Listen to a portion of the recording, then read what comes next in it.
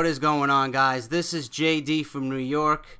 It is Tuesday, October 30th, 2012. We are coming off the most controversial WWE title match of 2012 between Ryback and CM Punk.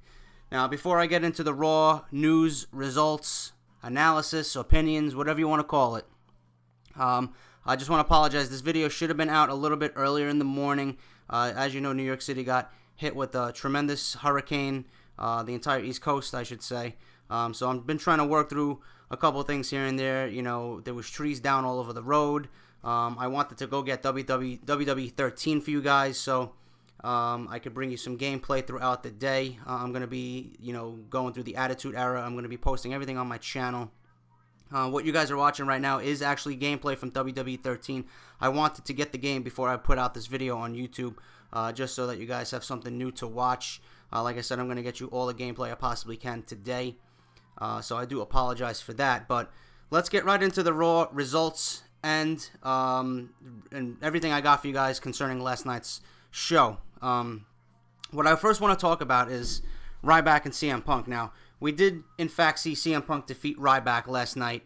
Not last night, at Hell in the Cell. Pinned his shoulders to the mat, giving him his first official defeat in the WWE.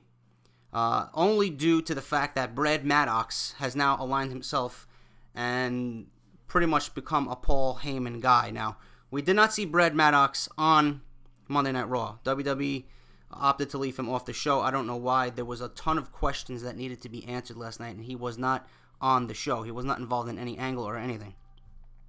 But as for Ryback, I'm surprised that they went for the loss to Ryback's undefeated streak. I thought they would have put a little bit more thought and effort into the ending of the match. I'm surprised that they actually went that route, like I said, to give Ryback his first loss. But if I was Ryback, I wouldn't be upset. Okay? The one thing I do like about Brad Maddox involving himself here, even though it really doesn't make much sense because we didn't get any answers to the questions, it builds up CM Punk's heel character even more so. Now he's hated even more for using this kind of cheap, tactic, by hiring the referee, the crooked referee. As for Ryback, like I said, he shouldn't be upset. His first loss was to CM Punk. His first loss was on pay-per-view to CM Punk, and his first loss was a WWE title match to CM Punk. There should be no worries on the part of Ryback. He has the support of Vince McMahon. And like I said last night in my Hell in the Cell review, you guys can click on the annotation and watch that if you haven't seen it already. If WWE continues to build his character the way they have done so already, he will be fine. This is why I suggest and hoped for a Lesnar interference. It would have saved a ton of trouble. They could have probably still kept Ryback's undefeated streak intact if they wanted to go down that road. But now all we have to think about is, will he be granted a rematch? Will Vince McMahon come in and rule this a no contest? Does Vince McMahon have any say at all? Will he come out on Raw, now between now and Survivor Series? The most important thing is that Punk walked away with the title. That's the only thing I like about this. It's what I hoped for. Okay? The only thing I didn't like on Punk's part was that he was made to look weak. But I'm assuming they needed to, make him look weak because they were going to give Ryback his first loss on pay-per-view in a WWE Championship match. So they needed him to look as strong as possible in defeat. And they did that very well on Sunday night with the closing segment of the pay-per-view. If you guys watched, Ryback stood tall on top of the cage after delivering a shell shock to Punk atop the structure. That's my added opinion on that. Let's get into the Raw results, guys. The Survivor Series main event was announced. I want to talk about this first because it is the most important part of the show. Okay, the Survivor Series main event was announced last night. Now, I don't know how you guys feel. I want you to let me know down below. Leave me a comment. I just felt like it was very, very underwhelmed. A very underwhelming segment last night. Like, I don't know if it's just me. I don't know if it's just me being incredibly picky about the WWE product. But don't you think they could have chosen better teams?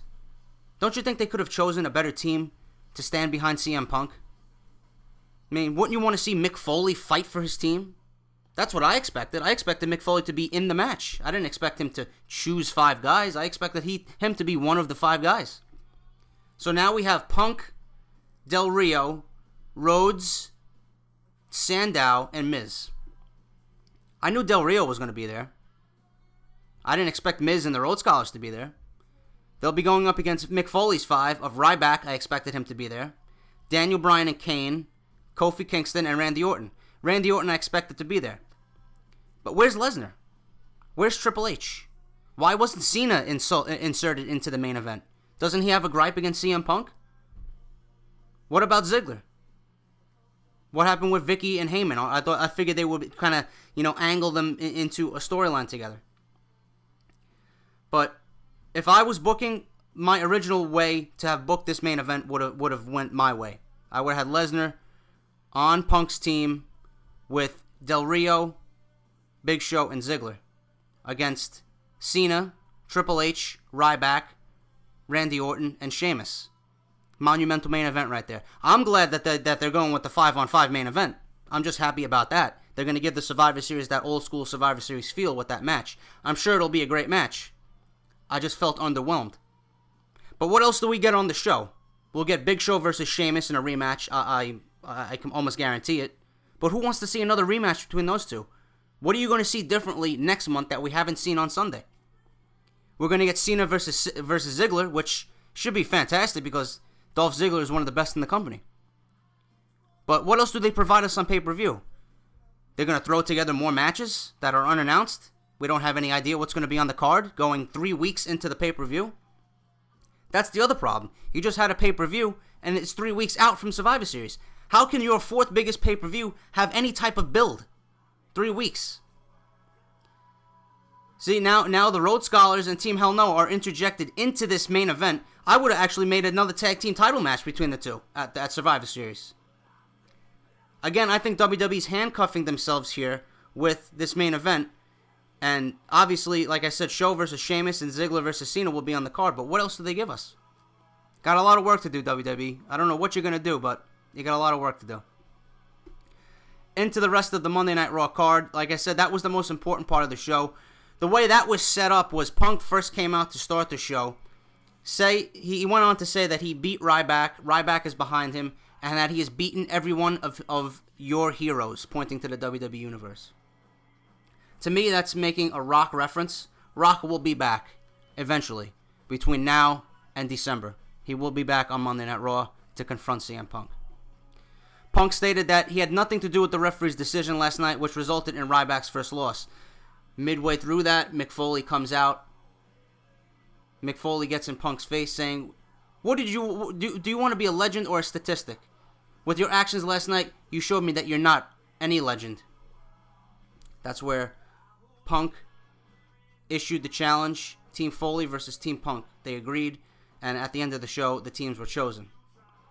I love Foley's intensity. I love how Foley and Punk interact. There were rumors about a month and a half ago of Foley and Punk maybe fighting at TLC in a one-on-one match. I hope they go that route. I would love to see Foley in one last match against CM Punk would be the perfect opponent. Hopefully it happens at TLC. Like I said, I'm glad that we're getting the traditional Survivor Series match I had hoped for.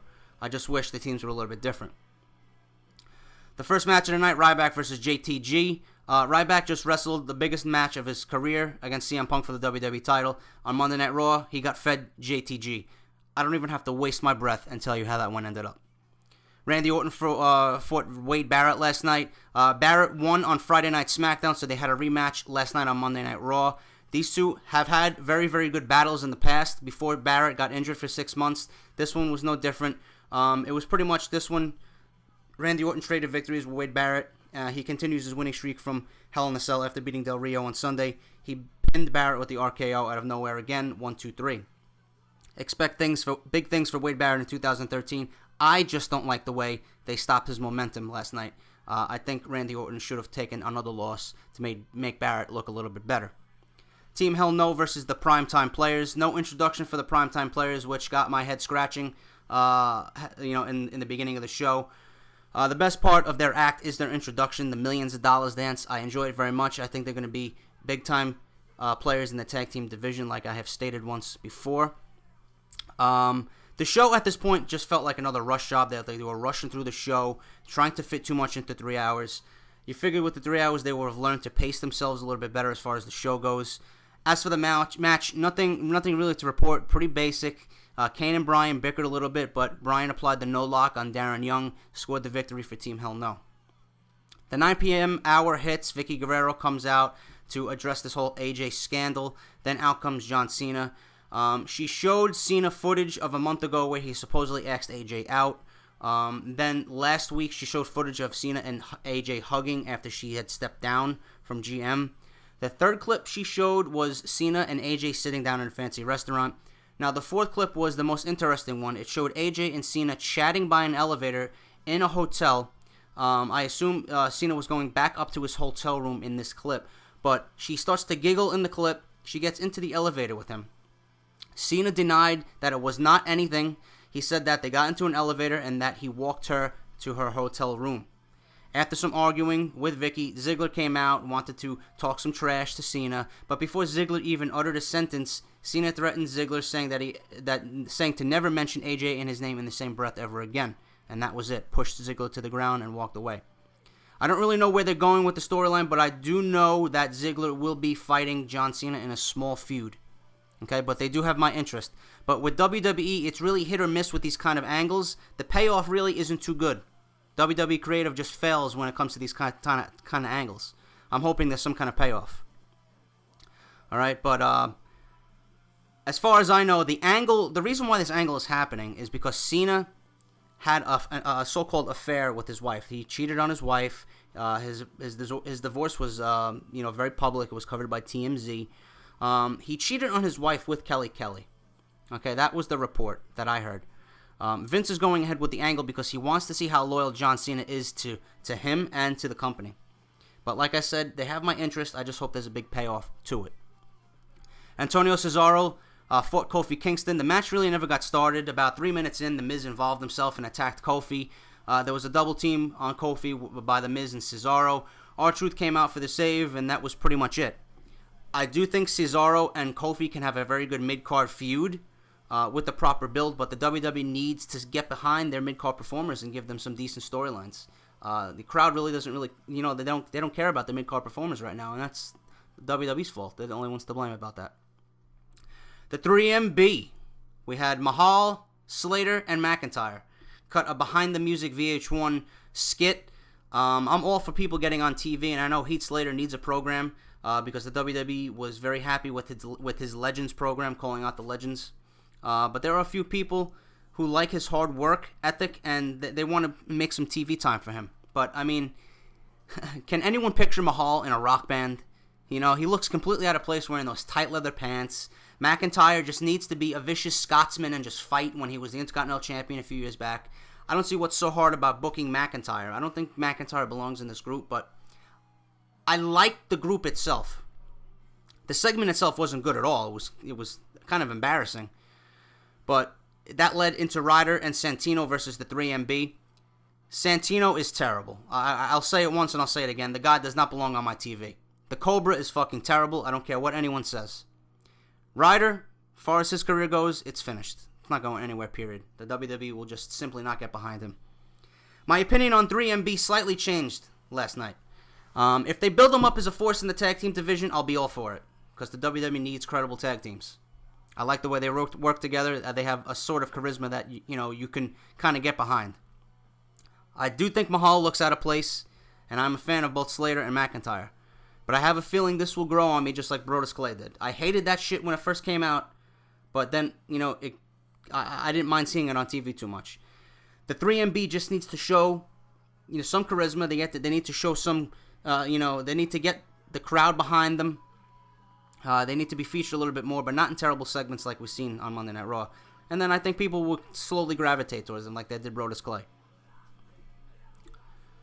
AJ versus Beth Phoenix. Beth Phoenix, last match on WWE TV. She lost to AJ in 2 minutes. AJ won with the small package roll-up. But Vickie then came out immediately after the match was over and ordered the ref to restart the match, saying AJ needs to prove herself a little bit more. Pretty much it was a reversal of a decision because Beth Phoenix hit the Glam Slam on AJ for the pin 1-2-3. Now, before the match ended, I really haven't heard much regarding Beth's contract, but Vickie came out again and fired Beth Phoenix for saying that she didn't get the job done the first time and she should have never had to restart the match. I wish Beth would have got a nice little send-off Nothing too big, but a nice little send-off would have did her good. But she is finished with the WWE, and I think she was too good for the Divas division anyway. They weren't really doing anything as far as the ladies go. Sheamus then came out around 10 o'clock, speaking about losing the World Heavyweight Championship. Now, he said, quote for quote, he came to the WWE not to always win, but to fight. Really, Sheamus?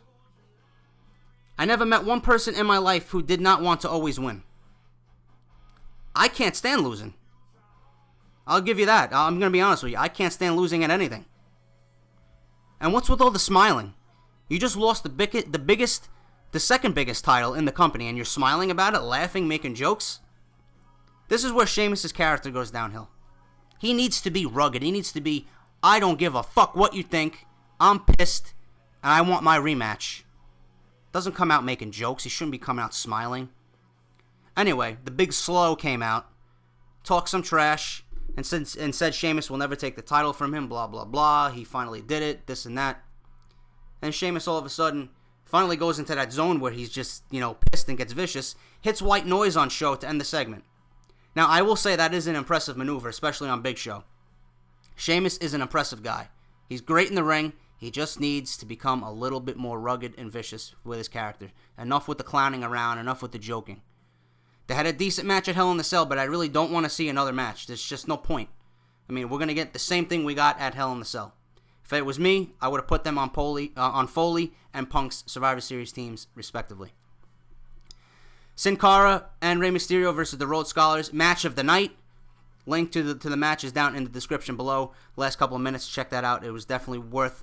It would definitely be worth your time to check it out. I assume this was the number one contenders match for the tag team championship, but the match was given a significant amount of time. Great tag team action, back and forth between the two teams, and like I said, it was match of the night. I love Sandow. I love his gimmick. It's absolutely fantastic. He reminds me of old school WWF when I watch him wrestle. His gimmick, everything, just reminds me, brings me back to the good old days. He is the future of the business, or at least going to be an important part of it. He's going to be a major, major heel in the future of the WWE. I think they deserve a run with the tag team titles, and after tonight, I think we might see them with the belts very, very soon. I do love the team of Rhodes and Sandow. Rhodes was kind of floating around, and Sandow is just great in the ring. I love seeing him on TV. They scored the victory over Mysterio and Sin Cara, and are definitely in line for another title shot. And as I just stated before, they are on Punk's team for Survivor Series. We had another segment in the ring, Susan G. Komen presentation in the ring with John Cena. I'm assuming this is why we didn't get introductions for everybody tonight. I had to make room for this. It was a good 10 to 12 minute segment in the ring. WWE raised $1 million for breast cancer awareness. That was pretty epic, pretty awesome for that. Del Rio and Justin Gabriel, last match of the night before the main event was announced. Del Rio and Gabriel, nobody really cared. Gabriel lost another match on TV. It went 3 minutes too long, but hey, Justin Gabriel got on TV, right? It's the most important thing. Del Rio's character's just lost right now. WWE doesn't know what to do with him. If you guys have any suggestions, I would love to hear what you would do with Del Rio, because I personally don't see him in a World Championship match anytime soon. I don't see his character going anywhere. They're just putting him against these random guys and hoping people gravitate to him, but it's not happening. But that's the Monday Night Raw review, guys. That's my thoughts, my analysis, everything that happened on Monday Night Raw. If you enjoyed the gameplay, if you enjoyed the commentary, hit that like button. It only takes a few seconds. Let's see if we can get this video to, I'm going to say, 10 likes. Let's get this video to 10 likes. We'll build from there. I want to see my audience grow. I love doing this for you guys. I love the WWE, and I love video games, so I'm happy to be bringing this to you guys. I got some WWE 13 Attitude Era gameplay coming throughout the day, so look forward to that. And I got some more WWE news coming up later in the week. So